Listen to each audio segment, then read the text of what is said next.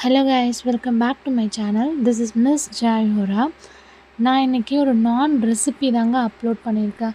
அது என்னன்னு பார்த்தீங்கன்னா, ஒரு ஸ்பூன் சுகர் அண்ட் சால்ட்டு ரெண்டுத்தையும் சேர்த்து நல்லா மிக்ஸ் பண்ணிக்கணும். மிக்ஸ் பண்ணிவிட்டு, அதாவது வந்து மைதா மாவில் வந்து மிக்ஸ் பண்ணிக்கணும். மிக்ஸ் பண்ணிவிட்டு கொஞ்சமாக வந்து பேக்கிங் சோடா இல்லைன்னா பேக்கிங் பவுடர் இருந்தால் அதுவும் வந்துட்டு ஒரு ஸ்பூன் இல்லை 1.5 ஸ்பூன் நம்ம மாவுக்கு ஏற்ற மாதிரி எடுத்துக்கணும். நான் வந்து 250 கிராம் வந்து மாவு எடுத்திருக்கேன். அதனால் ஒரு ஸ்பூன் சுகரு, ஒரு ஸ்பூன் சால்ட்டு, அப்புறம் வந்து ஆஃப் ஸ்பூன் வந்து பேக்கிங் பவுடர் வந்து போட்டிருக்கேன். போட்டுட்டு நல்லா அதை மிக்ஸ் பண்ணிவிட்டு, அதுக்கப்புறமா தண்ணியிலே நம்ம வந்து செய்யலாம். மில்க் இருந்தால் மில்க்கும் ஆட் பண்ணிக்கலாம். அப்படி இல்லைனா வார்ம் வாட்டர்லேயும் மிக்ஸ் பண்ணலாம். நான் வந்துட்டு வார்ம் வாட்டர் தான் எடுத்திருக்கேன்.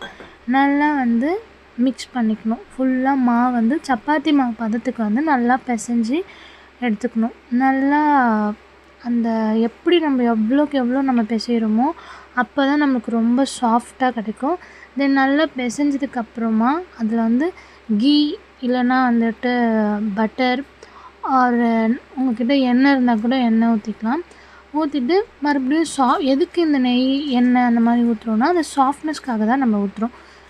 இதை நல்லா பிசைஞ்சி ஃபுல்லாக வந்து அடிக்கணும், சப்பாத்தி மாதிரி அடிக்கணும் அப்படிலாம் அவசியம் இல்லை. இதை ஃபுல்லாக எண்ணெய் வந்துட்டு அந்த மாவு வரைக்கும் மிக்ஸ் ஆகிற அளவுக்கு நல்லா பிசைஞ்சாலே போதும். பிசைஞ்சிட்டு அதை நல்லா சர்க்கிள் பண்ணிவிட்டு நம்ம அதை ஒரு பாத்திரத்தில் மாற்றணும்.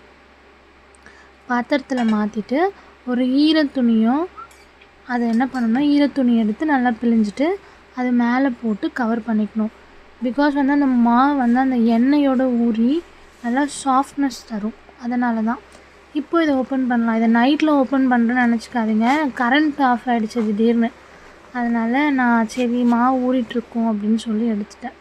ஸோ கரண்ட் வந்ததுக்கப்புறம் தான் நான் மாவே பேச ஆரம்பித்தேன். நல்லா இந்த சாஃப்ட்னஸ் வந்துட்டு இருக்குது, ஸ்மூத்தாக தான் இருக்குது. தென் இதை வந்து நம்ம அந்த ஃபிங்கரில் வச்சு பரோட்டாக்கு வந்து மாவு உருண்டை பிடிக்கும் இல்லையா, அந்த மாதிரி ஒரு உருண்டையாக வந்து எடுத்து வச்சுக்கோங்க. எனக்கு வந்து ஒரு 6 to 8 அந்த மாதிரி தான் கிடச்சிது. 9 வந்தது எனக்கு.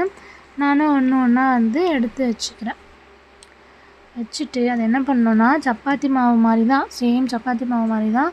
ஆனால் என்ன ஒன்று மைதா மாவை ஆட் பண்ணி நல்லா வந்து அது ஓவல் ஷேப்பில் வந்துட்டு சர்க்கிள் பண்ணிக்கிட்டு, எனக்கு கார்லிக் பிடிக்கும். ஸோ நான் கார்லிக் வந்து நான் ஆல்ரெடி கட் பண்ணி வச்சுருக்கேன்.